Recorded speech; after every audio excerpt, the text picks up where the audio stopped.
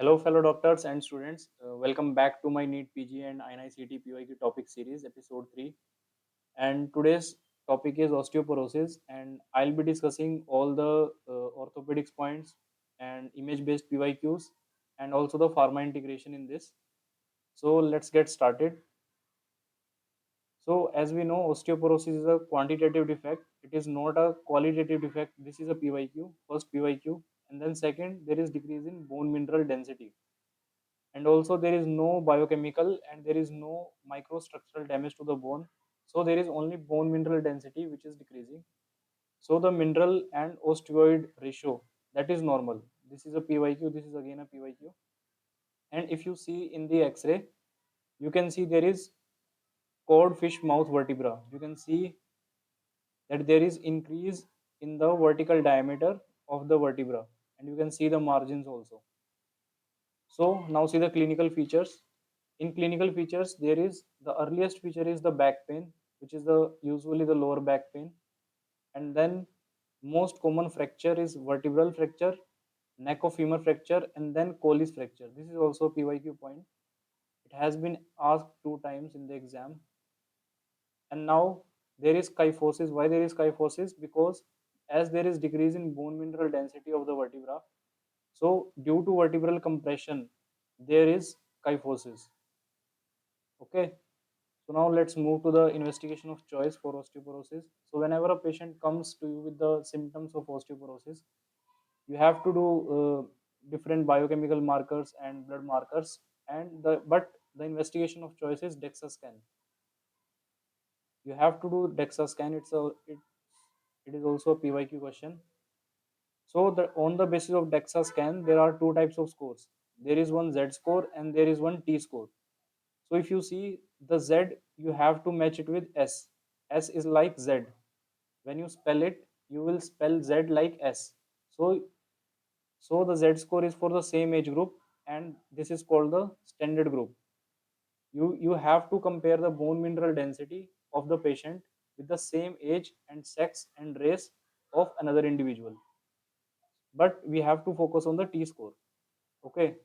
So you have to see the T score of the patient. What is the T score? You have to check the bone mineral density of your patient with the young reference. And what is the young reference here? The young reference is the individual which you are comparing with should be at least 30 years young from your patient. Okay. So this is again a PYQ point.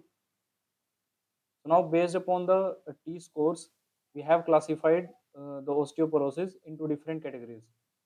So if the bone mineral density is between, or you can say is if the T score is between 0 to -1 standard deviation, then this is normal. If the score is between -1 standard deviation to -2.5 standard deviation, then this is osteopenia.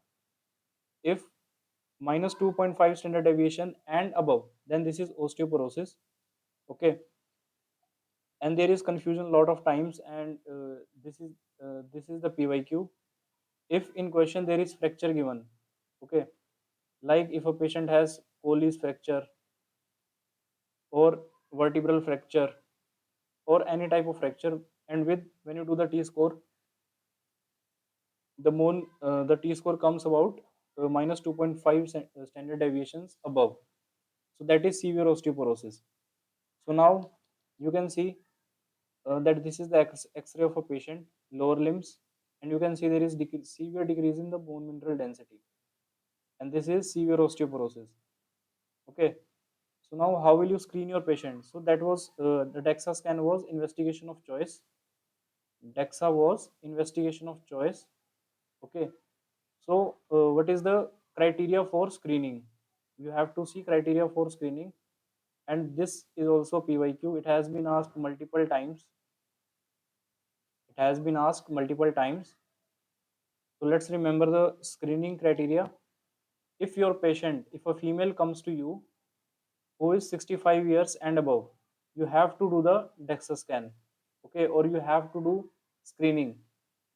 If a male comes to you and who is 70 years and above, if he is equals to or 70 year, if he is equals to or more than 70 years, then you have to do screening. If the male patient is between 50 to 69 years, plus risk factors present like COPD, okay, like vitamin D deficiency. Okay, so you have to do screening. Now, the fourth criteria is if there is a fracture after 50 years of age in any gender, then that is also a criteria. If the patient is menopausal age group with risk factors, okay, then you have to do the screening. If this is a normal patient, then there is no risk factor, then you have to do the screening at more than 65 or equal to 65 years of age. But if there are risk factors and the menopausal age group is present, then you have to do the screening. And what is the menopausal age in India? In India, according to the Foxy, it's 45 years, and Figo, it's around 50 years. Okay. Now the sixth is postmenopausal female with less than 65 years of age and with risk factors. So now this is postmenopausal age group. Okay. Now let's move to the treatment part. So this is the part where we have to do the pharma integration. So first is bone resorption. The drugs which decreases the bone resorption, that is the bisphosphonates, and it, these are the hot topics for PYQs. So when there is a decreased bone resorption, then we have to select the bisphosphonates as the treatment option, which does the which does which prevents the bone resorption. So now how will you remember this? So I have made a mnemonic that WR, MA, MA, and YZ. So these are the regime, that is weekly, monthly, and yearly, and these are the drugs. Okay, so you have to see if the so now you see that if this is weekly and monthly, then you have to give it oral, the both drugs, and zolendronate. It is IV and it is given yearly. So that is again a PYQ. So now, drug of choice. So if there is malignant hypercalcemia in a patient, and if there is osteoporosis due to any reason, so drug of choice will be bisphosphonates. Okay. Now coming to the second drug, that is teriparatide, which is the recombinant parathyroid hormone, and it increases the bone formation. This is again a PYQ. Now let's move to the third part, which is which does both, that is increase bone formation and decreases bone resorption. So this drug does the both part, that is it will also increase the bone formation, and it will also decrease the bone resorption. So that is strontium renylate. This is again a PYQ, and this drug, it is nephrotoxic, so it is not preferred now. Now other drugs are rank ligand inhibitors, denosumab. This is a monoclonal antibody. This is a monoclonal antibody, and selective estrogen receptor modulator. So that is raloxifene, and romosumab. This is sclerostin inhibitor. So you have to remember the drugs and their mechanism of action. So now these all points are the PYQs, which I have write down here from the pharmacology. So all the drugs in the osteoporosis are osteoclast inhibitors except parathyroid recombinant parathyroid hormone, which is parathyroid 1 to 34, or we can also say teriparatide. Okay, so it will stimulate osteoblast. Rest all drugs rest all drugs are osteoclast inhibitors. Okay, earlier what was there, that HRT, hormone replacement therapy, that was given for osteoporosis, but now we have seen that the HRT increases the risk of breast cancer in the patients, so that is not preferred. This is also PYQ. And what are the doses of calcium and vitamin D? So we all know the dose of calcium is 1200 milligram per day, and vitamin D is 800 international units per day. But the catch point here is the calcium, which is 1200 milligram per day RDA, that includes the dietary calcium. Okay, if you are supplementing a patient with osteoporosis, you have to make sure that including the dietary calcium, You have to give the 1200 milligram per day. Otherwise, it will exceed the required daily amount. So the next point is that calcium supplements, vitamin D supplements, hormone replacement therapies, and calcitonin. These all never reduce risk of fractures in osteoporotic patients, but only bisphosphonates do this. So this is a PYQ point also. You have to remember it. So if in question there is a patient with with fracture plus osteoporosis, so you have to give bisphosphonates only. Okay. Now coming to the contraindications of oral bisphosphonates, these all are PYQs. If a patient has any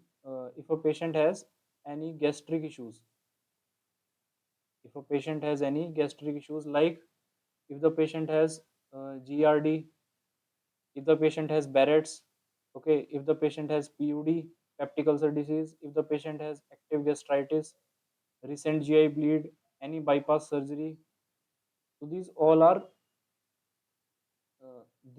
gastric issues. And if the patient is unable to remain upright for at least 30 minutes after ingesting the oral bisphosphonates, then it is also contraindication. If the CKD, if the patient has CKD with uh, GFR less than 30 ml per minute, that is again a contraindication.